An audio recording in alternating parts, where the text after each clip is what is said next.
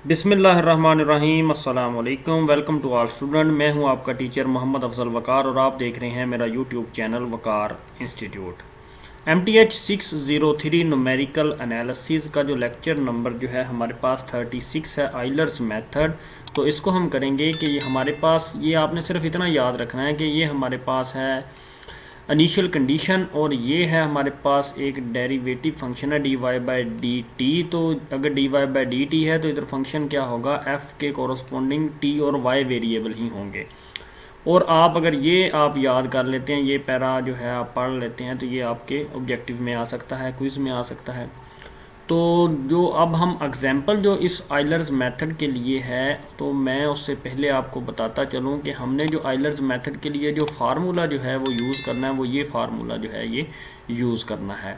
तो ये हम फार्मूला यूज़ करेंगे तो हमें बहुत ही ईजीली जो है हम आइलर्स मेथड का क्वेश्चन जो है एग्जाम्पल जो है उसको समझ सकते हैं। ये एग्जाम्पल आप खुद कीजिएगा, अगर ना समझ आए तो मुझे मैसेज कर दीजिएगा, तो मैं इसकी भी वीडियो बना दूंगा आपके लिए। इस एग्जाम्पल को हम अपने बोर्ड पे सॉल्व करेंगे। चलते हैं अपने बोर्ड पे।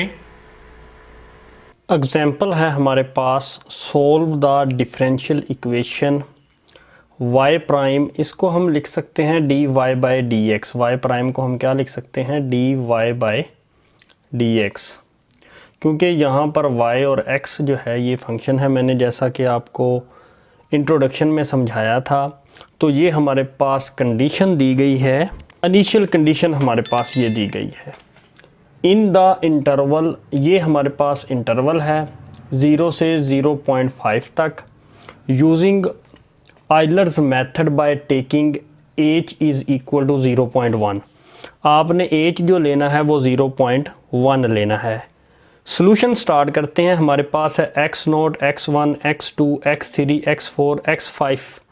x5 तक क्यों लिया? स्टार्ट हमने 0 से किया, जाना क्योंकि हमने 0.5 तक था।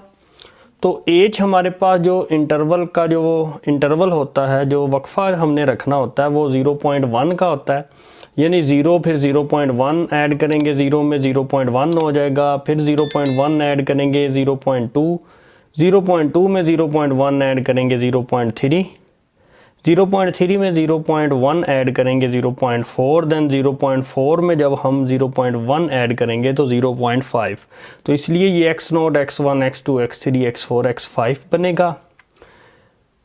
आपने क्या करना है कि ये सिर्फ फार्मूला जो है ये याद कर लें आप, तो आपका आइलर्स मेथड जो है वो आपको समझ आ जाएगा। सिंपल सा ये formula, since h is equal to 0.1, so we calculate the values at, हमें जैसा कि मैंने पहले बताया 0, 0.1, 0.2, 0.3, 0.4 और 0.5, क्योंकि इंटरवल हमने यहाँ तक जाना है 0.5 तक।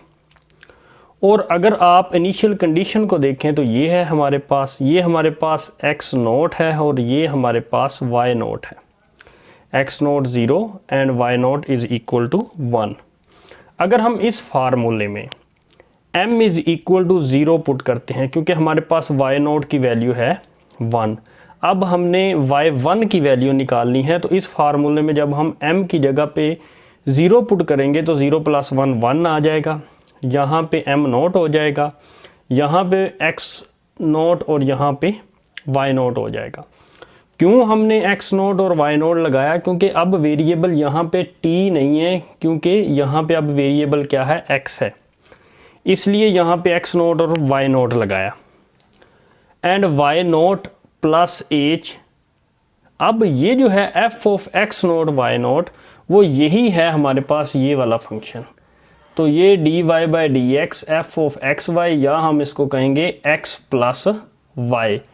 तो x की जगह पे भी x0 रखेंगे और y की जगह पे भी y0 रखेंगे। एंड देन हमारे पास y0 की वैल्यू है 1, वो पुट करेंगे, प्लस h की वैल्यू है हमारे पास 0.1, वो पुट करेंगे, into x0 plus y0। x0 की वैल्यू 0 है, प्लस y0 की वैल्यू 1 है। जब सिंप्लीफाई करेंगे तो आंसर आएगा 1.1। आगे ऐसे ही आपने सिमिलरली चलते जाना है। m की कीमत जब हमने 0 रखी थी तो ये आया, जब m इज़ इक्वल टू 1 रखेंगे तो यहाँ पे 1 + 1 2, यहाँ पे 1, यहाँ पे 1, यहाँ पे 1, t की जगह पे x रखना है क्योंकि x और y वेरिएबल है। ऐसे ही इस फंक्शन के लिए इधर आ जाएगा x की जगह पे x1 और y की जगह पे y1, या इधर देख लें या इधर देख लें तो ये आ जाएगा। अब आपने y1 की कीमत है हमारे पास ये पुट करेंगे, h की कीमत हर आपने टर्म में 0.1 पुट की, एंड देन हमारे पास है 0.1 x1 के लिए प्लस y1 के लिए हमारे पास x1 हमने ये देखना है वैल्यू है, और y1 हमारे पास जो वैल्यू है वो ये है 1.1। ये पुट करेंगे, सिंप्लीफाई करेंगे, हमारे पास आंसर आ जाएगा y2 का। Next similarly m is equal to 2 put करेंगे, y इज़ इक्वल टू 3 के लिए 2 + 1 3, यहाँ पे 2, यहाँ पे 2, यहाँ पे 2, यहाँ पे x आएगा, देन वैसे ही यहाँ पे x2 हो जाएगा, यहाँ पे y2 हो जाएगा। y2 की वैल्यू हमारे पास ये है, h की कीमत वही 0.1 है, x2 की कीमत हमने यहाँ से लेनी है 0.2, y2 की कीमत हमने यहाँ से लेनी है 1.2, सिंप्लीफाई करेंगे आंसर आ जाएगा। ऐसे ही m इज़ इक्वल टू 3 के लिए करेंगे आप, ऐसे ही m इज़ इक्वल टू 4 के लिए करेंगे, ऐसे ही आप m इज़ इक्वल टू 5 के लिए करेंगे। बस यही है कि आपके पास y4 की वैल्यू आती जाएगी, वो इधर पुट हो जाएगी, x4 की वैल्यू आपने यहाँ से देख लेनी है। तो यही ऐसे ही ये सारी वैल्यूज़ क्या है आप y6 तक फाइंड कर लेंगे। यहाँ पे एक क्वेश्चन में गलती है, hence the value of y corresponding to t लिखा हुआ है, t नहीं आपने लिखना, आपने लिखना है x is equal to 0.5 is 1.9431, क्योंकि हमने value y corresponding to x जो हमने लेना था वो कहाँ तक जाना था, 0.5 तक जाना था। तो वो वैल्यू क्या आई है हमारी लास्ट, वो आई है 1.9431। उम्मीद करता हूँ आज का लेक्चर आपको समझ आ गया होगा। For more video subscribe to my channel and stay tuned with Waqar institute. Thank you.